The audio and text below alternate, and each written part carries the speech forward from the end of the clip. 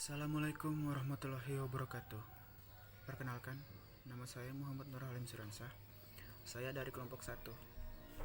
Dan kelompok kami akan membawakan materi yang berjudul Filsafat Yunani Kuno. Adapun teman-teman saya yang akan membawakan materian yaitu Khairunisa Yasmin, Muhammad Haqiqoli Fauzi, dan saya sendiri. Dan untuk pemateri, saya persilahkan untuk membawakan materi. Tokoh-tokoh filsuf Yunani kuno. Tokoh filsuf Yunani kuno ada Thales, Anaximander, Parmenides, Zeno, Pythagoras, Heraklitos, Empedokles, Anaxagoras, dan Demokritos. Thales merupakan seorang insinyur yang melayani keluarga Raja Miletos dan juga aktif dalam perniagaan di sana. Pada usia paruh baya, ia berkelana ke Mesir dengan niat untuk berdagang. Akan tetapi, ia malah mempelajari astronomi dan geometri di sana. Sehingga akhirnya ia memutuskan untuk berhenti menjadi pedagang dan mengabdikan hidupnya untuk filsafat dan matematika. Thales termasuk filsuf yang mencari arke, asas atau prinsip alam semesta. Ia merupakan pendiri mazhab Milesian.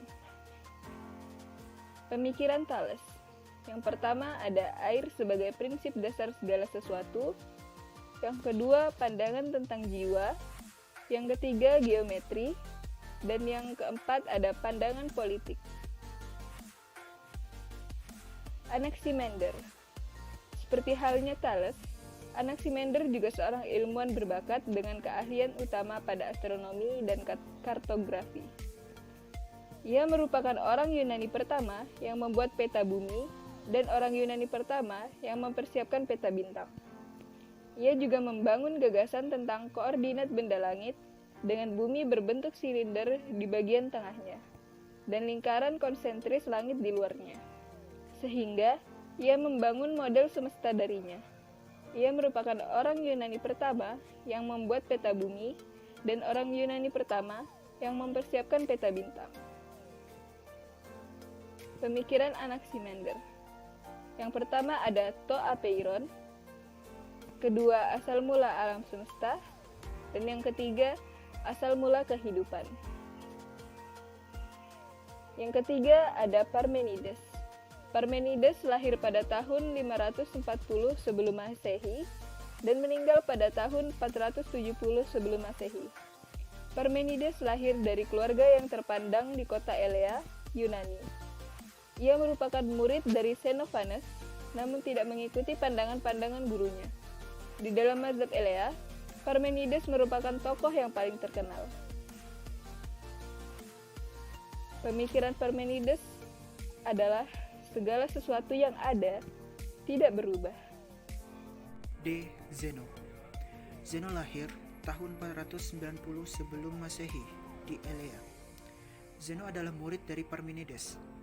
Zeno dikenal banyak orang karena namanya tercantum pada halaman pertama buku Parmenides, karangan Plato.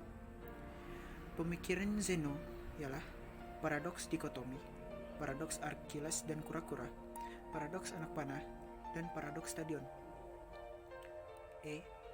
Pythagoras. Pythagoras lahir pada tahun 570 sebelum Masehi di Pulau Samos, di daerah Ionia. Ayahnya bernama Menesarchus, seorang pedagang yang berasal dari Tyre. Paling tidak terdapat 3 filsuf yang paling berpengaruh terhadap Pythagoras muda, yaitu Periklès yang digambarkan sebagai guru dari Pythagoras, kemudian Thales yang mempengaruhi minat Pythagoras dalam bidang matematika dan astronomi. Dan pemikiran Pythagoras ialah manusia itu adalah ukuran bagi segalanya. F. Heraklitos. Heraklitos lahir pada tahun 540 sebelum Masehi dan meninggal pada tahun 480 sebelum Masehi. Aliran atau tradisi yang dianut olehnya adalah tidak termasuk ke dalam aliran filsafat manapun. Minat utama dari seorang Heraklitos adalah metafisika, epistemologi, etika, dan politik. Pemikiran Heraklitos, segala sesuatu itu selalu berubah. Empedokles. Empedokles berasal dari Akragas, Pulau Sisilia. Ia lahir pada abad ke-5 sebelum Masehi, sekitar tahun 495 sampai 435 sebelum Masehi. Ia sezaman dengan Parmenides, namun lebih muda. Ia seseorang yang terkenal memiliki banyak peran, diantaranya filsuf, ilmuwan, penyair, agamawan, politikus, dokter, ahli pidato, dan seseorang yang dipercayai memiliki ilmu sakti. Pemikiran Empedokles yang pertama tentang 4 anasir, yang kedua tentang cinta dan benci, yang ketiga tentang pengenalan, dan yang keempat tentang penyucian. Filsuf yang kedua yaitu Anaxagoras. Anaxagoras berasal dari kota Kiauzomenai, Lonian, Asia Kecil.